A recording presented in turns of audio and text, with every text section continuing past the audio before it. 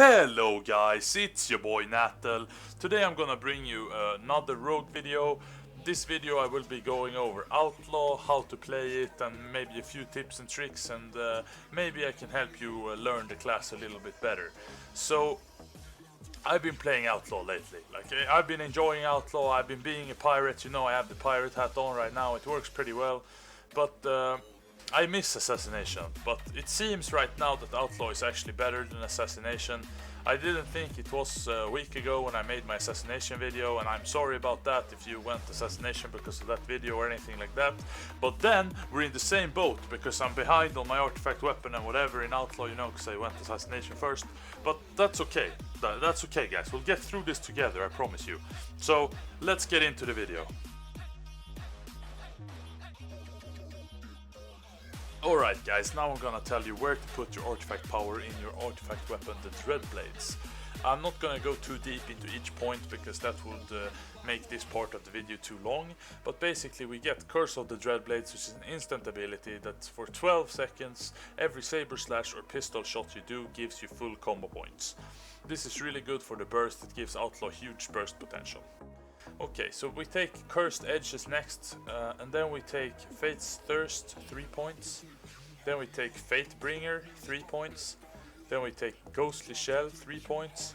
And then we take Greed, which is basically a passive cleave added to your run through. This gives you more damage basically, which is very good.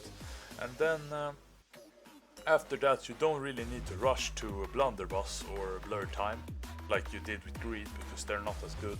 So after that, after getting Greed, you want to get Hidden Blade, and then after Hidden Blade you're going to get Blade Dancer, 3 points, and then after that you're going to go to the top again and get 3 points in Gunslinger, and then you're gonna get 1 point in Deception, 3 points in Fortune's Boon, then you're gonna get 3 points in Fortune Strike, and 1 point in Blunderbuss. Then you're gonna go down again to Blade Master, into 3 points in Black Powder, and then you're gonna get Blur Time. And that's the artifact, guys. Alright, now we're gonna talk about what relic to put in your artifact. It's really quite simple. You want to get the ones that increases the damage dealt by run through. Run through is your big combo point spender. It's like a Eviscerate but the new version for the pirate rogues, and basically it increases your damage by a lot. So that is what you want to get. If you can't get that, you can basically get whatever else just for item level or whatever, but you want to try to get 3 of the run through relics for your artifact weapon. Alright, now we're gonna go over talents. For the first tier you wanna pick Ghostly Strike. Basically it increases your damage by 10% on the target for 15 seconds.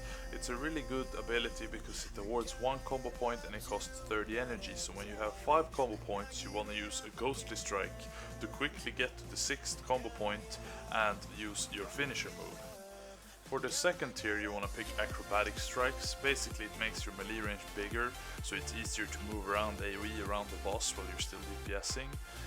There's a lot of stuff you have to move out of, you can pick Hit and Run, which increases your movement speed by 15%. If you want to move out of something that's really big, like the explosion thing on last boss in Halls of Valor, you can pick Grappling Hook, which is basically like a shadow step to a set location, but you like grapple yourself over there. For the third tier you want to pick Deeper Stratagem. Basically it makes so you have 6 combo points instead of 5, and your finishers deal 10% more damage. This is really good because together with the artifact weapon, which fills up all of your combo points, instead of filling up 5 combo points at a time, it will fill up 6 combo points at a time, and your finisher moves will deal 10% damage. So for Outlaw this is by far the best one in this tier. For the 5th tier it just doesn't really matter what you pick here. I pick Prey of the Weak because it helps me in world quests, but all of them are really useless in a raiding environment, so it doesn't really matter which one you pick here. For the 6th tier you want to pick Alacrity, which is basically a stacking haste buff that stacks up to 20 stacks and basically makes it so you have 20% haste for the entirety of the fight after you've stacked it up. So that's really good. It's way better than the Killing Spree and Cannonball Barrage options, even though I'd prefer to use one of these because Alacrity is kind of boring. but this is the way that's best right now. For the last tier we have Marked for Death, which marks the target, instantly generating 5 combo points, cooldown reset if the target dies within 1 minute.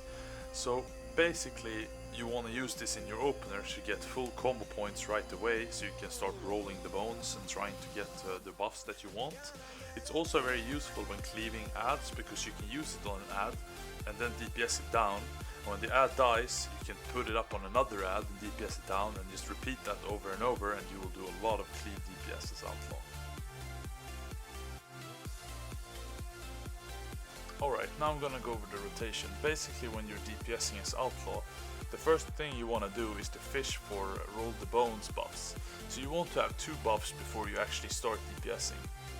Fishing, as you call it, you will do by going into stealth and doing your regular opener, Marked for Death, into ambush. Then you do roll the bones, you get 2 buffs here. That means you don't need to fish and you can start bursting.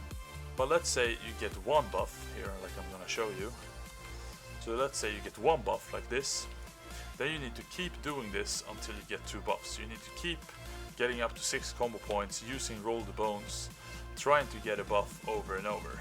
That is basically what fishing is, and what I will refer to as fishing in the video. Alright, so now you have 2 procs. Basically you want to make sure your Ghostly Strike is up, and then you want to pop your macro with Adrenaline Rush and Artifact Weapon.